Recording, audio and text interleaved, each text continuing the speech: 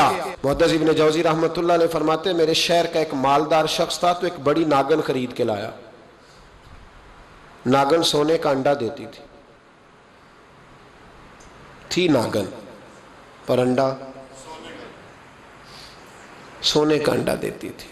उसके बाल बच्चों ने भी, एक ही बेटा था, बीवी थी, उन्होंने कहा अब्बा ये नागन है, इसका काम दसना है, तो तू ख्याल कर। क्या कहा था हज़रत सुल्तान बहू ने, खारे खूह कदी मिठे नहीं थींदे, भावें सै मना गुड़ पाइए, ते सप्पां दे पुत कदी मिठ नहीं थींदे, भावें चूलियां दुध पियाइए, इसकी फितरत में डसना है। तो ये डसेगी, बात खत्म हो गई। कहा नहीं, सोने का अंडा देती है। रख लिया घर में। बकरी रखी हुई थी, पालतू बकरी, बकरी को नागन ने डस लिया, बकरी तड़प के मर गई। बीवी और बेटा कहने लगे ख्याल कर, बकरी को डस लिया ना उसने। उसने कहा बकरी कितने की? कहा 6 दिनार की। सोने का अंडा कितने का? कहा 50,000 दिनार का। तो कहने लगा छोड़ो, अंडा तो मिल रहा है ना, अगरचे नागन है, अंडा तो आ रहा है ना। कुछ दिनों के बाद घर में घोड़ा रखा था, घोड़े को डस लिया, तड़प के मरा घोड़ा। उसको फिर समझाया बीवी और बेटे ने कि बस कर दे, ये नागन है, ये डसेगी। उसने कहा घोड़ा कितने का? कहा 20 दिनार का। तो अंडा कितने का? 50,000 दिनार का। तो छोड़ो, घोड़ा मरने तो नया ले आएंगे। अल्लाह अकबर। एक नौकर घर में रखा था जानवरों को चारा डालने को। अचानक उसने चारा जो उठाया तो अंदर वो नागन बैठी थी। उसने हाथ पे डसा, गरीब ने चीखें मारी, चीखें, पर गरीबों की चीखें लोगों को सुनाई नहीं ना देती।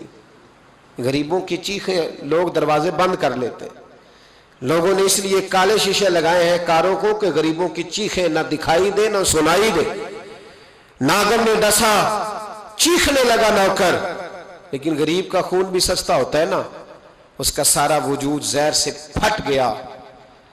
लेकिन मालिक को तरस न आया, कहने लगा नया मुलाजम आ जाएगा। अब बीवी और बेटे ने पैरों में बैठ के समझाया कि बस कर दे, इसको छोड़ दे कहीं या मार डाल, ये नागन है। उसने कहा पागल हो गए हो, कभी सोने का अंडा देखा है? सोने का अंडा देती है। वक्त गुजरने लगा, चंद महीने सुकून के गुजरे, लोग बात भूल गए। एक दिन सवेरे सवेरे कमरे से मां के रोने की आवाज आई, और जब अम्मा चीखी, खामन दौड़ा तो कहने लगी ले तेरे सोने के अंडे बच गए। और वो देख मेरे बेटे को डस के बिस्तर से उतर गई है। वो देख मेरा इकलौता बेटा। अभी बेटे को उठा के तबीब के पास ले जाने ही लगे थे, वो अपने घर के दरवाजे तक पहुंचा था कि जनाब इजराइल पहले तशरीफ ले आए।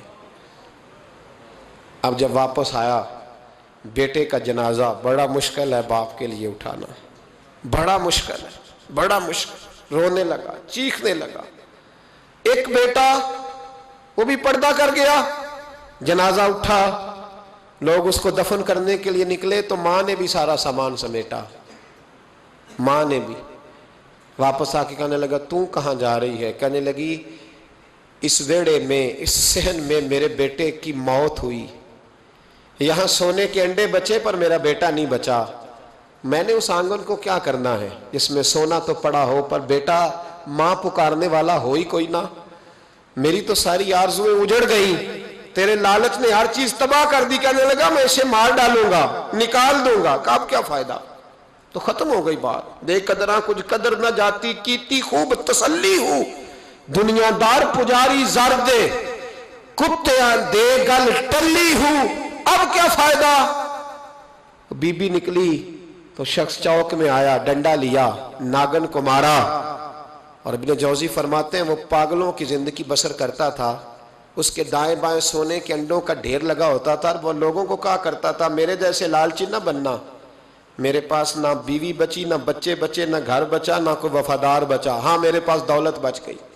आज लोगों ने दौलत बचाई, दौलत बचाई, दौलत सगा भाई अलहदा कर दिया, बहन से मुलाकात तर्क कर दी, ये पैसे मांगती है।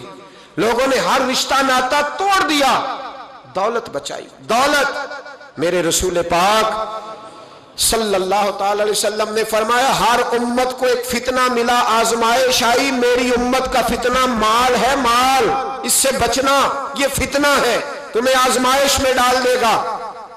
لالچ کے پجاری بن کر لوگ جگہ جگہ گلی گلی گھومتے ہیں، لالچ کے پھندے گلوں میں ڈال کے لوگ پھانسی کے قریب چلے گئے، لالچ کا لبادہ اوڑھ کر لوگ بہروپیے بن گئے، لوگ عقیدتوں کو، محبتوں کو، دین کو، مذہب کو بھی دولت کے نام پر تولنے لگے ہیں۔ خدا را واپس لوٹو۔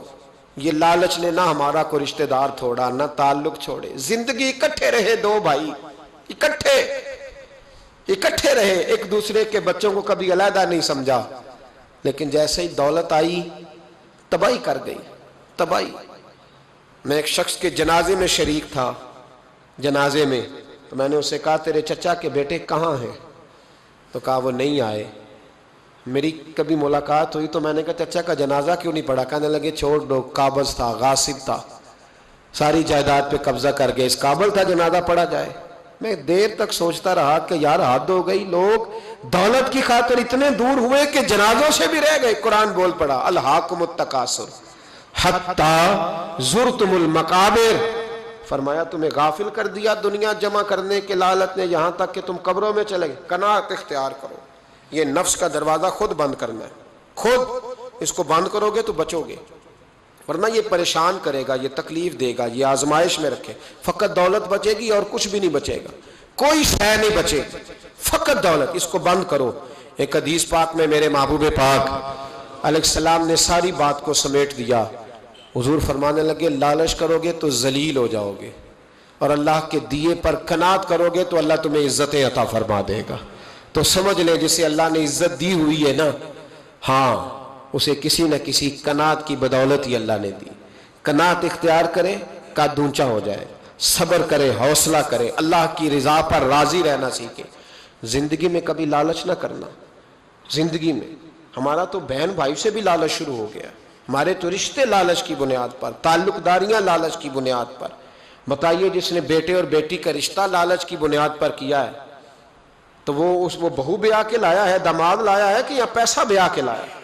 تو رشتے ناتے ہر چیز کی بنیاد جب لالچ، یا تو پیری مریدی لالچ کی بنیاد پر، وہ فلاں آدمی فلاں کا مرید ہوا تھا تو وارے نیارے ہو گئے تو تم بھی جاؤ بھئی، یہ رشتہ بھی اب لالچ کی بنیاد پر ہوگا۔ حضرت میاں شیر محمد شرک پوری رحمت اللہ علیہ کے پاس ایک شخص نے آ کے کہا حضور میں فلاں آدمی کا مرید ہوا، پہلے ایک کارخانہ تھا میرے 3 ہو گئے۔ فرمانے لگے تیرا تو بیڑا گرک کر دیا اس نے، چاہیے تھا تیری پچھلی دنیا داری سے جان چھڑاتا، تجھے اس نے اور دنیا دار بنا دیا، ایک تیرے ساتھ خیر خائی کی ہے، چاہیے یہ تھا کہ تجھے دنیا سے علیحدہ کرتا۔ یہاں پیر بھی وہی کامل ہوتا ہے جس کی پھوک لگی اور وارے نیازے ہو جائیں، پیسے ہی ختم نہ، اس کو لوگ سمجھتے ہیں کامل مرشد۔ سن لے، غوث اعظم جیلانی فرماتے کاملیت وہی ہے جو نبی پاک نے سکھایا ہے۔ حضور کے صحابہ جب نبی پاک کے غلام ہوتے تھے تو سب سے پہلے انہیں تجارت میں نقصان ہوتا تھا، اس لیے کہ کافر ان سے تجارت نہیں کرتے تھے، سب سے پہلے ان کی دنیا داری میں نقصان آتا تھا۔ فرماتے ہیں یہ کامل شیخ کی علامت ہے کہ اگر تیری دنیا داری میں کمی آئی تو اس کا مطلب ہے کہ تو خیر والی جگہ پہ گیا۔